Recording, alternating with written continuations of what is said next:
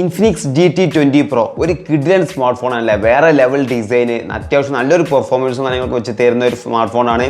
So എന്തായാലും ഇന്ത്യയിൽ വൈകാതെ, അതായത് ഈ ഒരു മെയ് ലാസ്റ്റോടുകൂടി തന്നെ ലോഞ്ച് ചെയ്യുന്നതാണ് പറയുന്നത്. സോ എന്തായാലും ആ ഒരു ഫോണിൻ്റെ ഒരു ചെറിയൊരു റിവ്യൂ, ഫീച്ചേഴ്സും സ്പെക്സ് ഒക്കെ വെച്ചിട്ടുള്ള ഒരു ചെറിയൊരു വീഡിയോ ആണ് നമ്മൾ ഇന്ന് ചെയ്യുന്നത്. അപ്പോൾ ഇതുപോലത്തെ സ്മാർട്ട് ഫോൺ വീഡിയോസും ടെക് വീഡിയോസും ഒക്കെ കാണാൻ താല്പര്യമുണ്ടെങ്കിൽ ഇപ്പം തന്നെ നമ്മുടെ ചാനൽ ഒന്ന് സബ്സ്ക്രൈബ് ചെയ്യാം. അപ്പോൾ ഇനി കൂടുതലും പറയുന്നില്ല, നേരെ വീഡിയോ സ്റ്റാർട്ട് ചെയ്യാം. അതിന് തന്നെ ഈ ഫോണിൻ്റെ ഡിസൈനും കാര്യങ്ങളൊക്കെ നോക്കുകയാണെങ്കിൽ തന്നെ ഒരു കിഡിലൻ സ്റ്റണ്ണിങ് ആയ ഒരു ഡിസൈൻ ആട്ടോ ഇൻഫിനിക്സ് GT20 Proയിൽ ഇൻഫിനിക്സ് നൽകിയുള്ളത്. എനിക്ക് തോന്നുന്നു GT10 Proൻ്റെ ഡിസൈനും അത്യാവശ്യം നല്ലൊരു, ഏകദേശം ഇതിനോട് സാമ്യമായുള്ള ഒരു കിഡിലൻ ഡിസൈൻ തന്നെയായിരുന്നു ഇൻഫിനിക്സിന്റെ GT10ലും GT10 സീരീസിലും വന്നിട്ടുണ്ടായിരുന്നത്. സോ ആ ഒരു ഡിസൈൻ തന്നെയാണ് ഏകദേശം ഇവിടെ വന്നിട്ടുള്ളത്. പിറകിലായിട്ട് കസ്റ്റമൈസബിൾ ആയിട്ടുള്ള ഒരു RGB LED ലൈറ്റും കാര്യങ്ങളൊക്കെ നൽകിയിട്ടുണ്ട്.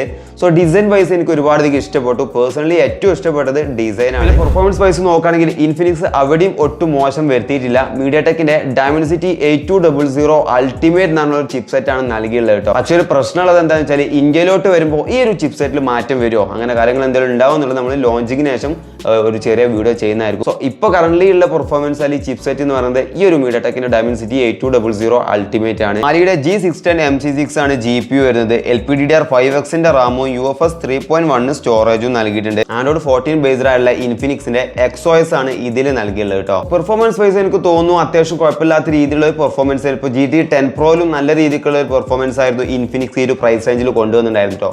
അത് തന്നെ ഇവിടെയും എക്സ്പെക്ട് ചെയ്യാം എന്നാണ് എനിക്ക് തോന്നുന്നത്. എന്തായാലും ഡീറ്റെയിൽ ആയിട്ടുള്ള റിവ്യൂ നമുക്ക് ലോഞ്ചിങ്ങിന് ശേഷം മാത്രമേ പറയാൻ പറ്റുള്ളൂ. എന്തായാലും ഇപ്പോൾ ഓക്കെ ആയിട്ടുള്ള ഒരു പെർഫോമൻസ് ആണ് ഇൻഫിനിക്സിന്റെ ഭാഗത്ത് നിന്ന് കിട്ടുന്നത്. ഇനി ഡിസ്പ്ലേ കാര്യങ്ങളൊക്കെ നോക്കുകയാണെങ്കിൽ 6.78 ഇഞ്ചിന്റെ ഒരു ഫുൾ HD+ AMOLED ഡിസ്പ്ലേ ആണ് ഇവിടെ ഇൻഫിനിക്സ് നൽകിയുള്ളത്. 393 pp ആണ് പിക്സൽ ഡെൻസിറ്റി വരുന്നത്. 1300 നിറ്റ്സിന്റെ ഒരു പീക്ക് ബ്രൈറ്റ്നസ് ലെവൽ നൽകിയിട്ടുണ്ട്. പിന്നെ മറ്റുള്ള സ്മാർട്ട് ഫോണുകൾ മാറിയല്ല, ഇവിടെ 144 ഹെർട്സ് ഓക്കെ അത്യാവശ്യം നല്ലൊരു റീഫ്രഷ് റേറ്റ് നൽകിയിട്ടുണ്ട്. 144 ഹെർട്സിന്റെ റീഫ്രഷ് റേറ്റും കാര്യങ്ങളൊക്കെ ഇവിടെ ഇൻഫിനിക്സ് നൽകിയിട്ടുണ്ട്. എനിക്ക് തോന്നുന്നു ഡിസ്പ്ലേയിൽ ഒരു നല്ലൊരു കിഡിലൻ പാക്കേജറായിട്ടുള്ള ഒരു ഡിസ്പ്ലേ ആയിട്ടാണ് എനിക്ക് തോന്നിയത് കേട്ടോ. അത്യാവശ്യം നല്ല സൈസ് വരുന്നുണ്ട്, AMOLED ഡിസ്പ്ലേ ആണ്, നല്ലൊരു പീക്ക് ബ്രൈറ്റ്നസ് ലെവൽ വരുന്നുണ്ട്. അതുപോലെ തന്നെ അത്യാവശ്യം നല്ലൊരു റീഫ്രഷ് റേറ്റും നൽകിയിട്ടുണ്ട്. മൂവീസ് കാണാനും ഓക്കെ, അതുപോലെ തന്നെ ഗെയിമിംഗ് പർപ്പസിന് ഡബിൾ ഓക്കെ ആയിട്ടുള്ള ഒരു ഡിസ്പ്ലേ എന്ന് വേണമെങ്കിൽ പറയാം. നെക്സ്റ്റ് ആയിട്ട് എല്ലാവരും നോക്കുന്ന ഒരു ക്യാമറ ആയിരിക്കും, പക്ഷേ എന്നെ ചെറുതായിട്ട് ഡിസപ്പോയിന്റ് ചെയ്തൊരു ക്യാമറയും കൂടിയാണ് ഇൻഫിനിക്സിന്റെ GT20 Proയിൽ വരുന്നത് കേട്ടോ. ഒരു ട്രിപ്പിൾ ക്യാമറ സെറ്റപ്പ് ആണ് ഇവിടെ ഇൻഫിനിക്സ് നൽകിയുള്ളത്. 108 മെഗാപിക്സലിന്റെ പ്രൈമറി ലെൻസ്, 2 മെഗാപിക്സലിന്റെ ഒരു മാക്രോ, 2 മെഗാപിക്സലിന്റെ ഒരു ഡെപ്ത് സെൻസർ ആണ് നൽകിയുള്ളത് കേട്ടോ. ഇവിടെ ഈ 2 മെഗാപിക്സലിന്റെ ഒരു മാക്രോയും ഡെപ്തും ഒഴിവാക്കിയിട്ട് നമുക്ക് ഒരു അൾട്രാവൈഡിന്റെ ഒരു കിഡിൽ ലെൻസ് കൊടുത്തിട്ടുണ്ടെങ്കിൽ ബെറ്റർ ആയിരുന്നു എനിക്ക് തോന്നി. എന്തായാലും കുഴപ്പമില്ലാത്തൊരു ക്യാമറ എന്ന് വേണമെങ്കിൽ പറയാം. OISും കാര്യങ്ങളൊക്കെ സപ്പോർട്ട് ചെയ്യുന്നുണ്ട്. 4K 16 കിട്ടും എന്നാണ് പറയുന്നത്. ഈ പ്രൈസ് റേഞ്ച് വെച്ച് നോക്കുകയാണെങ്കിൽ ഓക്കെ എന്നല്ല, അത്യാവശ്യം നല്ലൊരു ഡീസൻ്റ് ആയിട്ടുള്ള ക്യാമറയാണ്. ഞാൻ ആ ഒരു ലെൻസ് മാറ്റാം എന്നൊരു സജഷൻ മാത്രമേ പറഞ്ഞിട്ടുണ്ടായിരുന്നുള്ളൂ.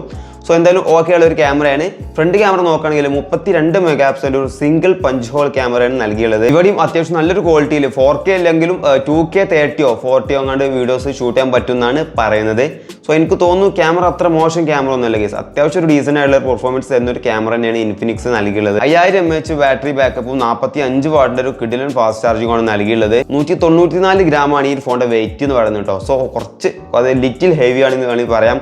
പിന്നെ 8.1 mm ആണ് ഇതിന്റെ തിക്നെസ് എന്ന് പറയുന്നത്. തിക്നെസിന്റെ കാര്യത്തിൽ എനിക്ക് തോന്നുന്നു കുറച്ച് സ്ലിം ആയിരിക്കാം. ഇത്രയും ബാറ്ററി ബാക്കപ്പ് ഉണ്ടായിട്ടും വെയിറ്റ് ഒരു ഇത്തിരി കൂടി ഉണ്ടെങ്കിലും കുറച്ച് സ്ലിം ആയിട്ടുള്ള ഒരു ഫോൺ ആയിരിക്കും നമ്മുടെ ഇൻഫിനിക്സിന്റെ GT20 Pro. കൂടാതെ dual 5G 14 5G bands, NFC, detail sound, in display finger print, IR port, FM, അങ്ങനെ ഒരുപാടധികം ഫീച്ചേഴ്സ് ഇതിൽ നിറച്ചിട്ടുണ്ട് കേട്ടോ. പക്ഷെ ഇവിടെയൊക്കെ ഒരു പ്രശ്നം എന്ന് പറഞ്ഞാൽ ഇന്ത്യയിൽ ലോഞ്ച് ചെയ്യുമ്പോൾ, അതായത് ഇന്ത്യൻ വേരിയന്റിൽ ഇത്രയും ഫീച്ചേഴ്സ് വരുമോ എന്നുള്ളതാണ്. എന്തായാലും ലോഞ്ച് ചെയ്യുന്ന ശേഷം നമുക്ക് കണ്ടറിയാം. ലോഞ്ചിങ് ഡേറ്റ് എന്ന് പറയുന്നത് മെയ് ലാസ്റ്റ് വീക്ക് ആയിട്ടാണ് ഇന്ത്യയിൽ ലോഞ്ചിങ് ഡേറ്റും കാര്യങ്ങളൊക്കെ കാണിക്കുന്നത് കേട്ടോ. 25K ആ റേഞ്ചിലായിരിക്കും പ്രൈസ്. ചിലപ്പോൾ അതിൻ്റെ ബിലോ വരാൻ ചാൻസ് ഉണ്ട്, മുകളിൽ പോകാൻ ചാൻസ് ഉണ്ട്. എന്തായാലും ആ ഒരു പ്രൈസ് റേഞ്ചിൽ എനിക്ക് തോന്നുന്നു ഒരു ബെറ്റർ പാക്കേജിനായിരിക്കും ഇൻഫിനിക്സിന്റെ GT20 Pro കേട്ടോ. എന്തായാലും നിങ്ങൾക്ക് ഈ വീഡിയോ ഇഷ്ടപ്പെട്ടാൽ ഇതുപോലത്തെ ഇൻഫോർമേറ്റീവ് ആയിട്ടുള്ള ടെക് വീഡിയോസും സ്മാർട്ട് ഫോൺ റിലേറ്റഡ് വീഡിയോസൊക്കെ കാണാൻ താല്പര്യമുണ്ടെങ്കിൽ ഇപ്പം തന്നെ ചാനൽ സബ്സ്ക്രൈബ് ചെയ്തോളൂ. വേറെ ഒരു വഴിയില്ല. സോ നെക്സ്റ്റ് വീഡിയോയിൽ കാണാം. Bye guys.